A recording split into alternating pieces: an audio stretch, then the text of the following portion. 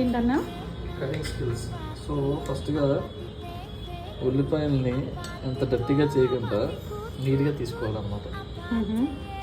దీని తొక్కన ఎలా తీయాలి? చాక్తో కట్ చేసుకొని కాదు, ఇలా తొక్కను మొత్తం తీసేయాలి. అదంతా వేస్ట్ చేస్తున్నాను. Basically your wasting. దాన్ని ఏమంటారు అంటే దాన్ని ఎఫిషియన్సీ అంటారు. చూడు ఈ కటింగ్ చూడు ఎంత బాగా చేస్తాను. దీన్నే చైనా కట్ అంటారు. చైనా కట్ కానీ ఇండియన్ చైనీస్ కట్.